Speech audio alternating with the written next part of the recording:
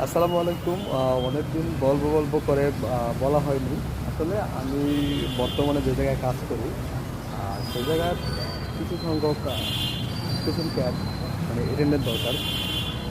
তাদের কাজটা হবে একটা রোগীকে প্রপারলিভাবে টেক কেয়ার করা। টেক কেয়ার করতে গেলে অনেক প্রকার যন্ত্রপাতির উপরে তার ট্রেনিং থাকতে হয়। যেমন নার্সিং কোর্স করা থাকতে হয় কারো, বা যদি কেয়ার গিভার পদে কেউ কাজ করে থাকে, অথবা পেশেন্ট কেয়ার পদে কেউ কাজ করে থাকে, তার জন্য এই কাজটা।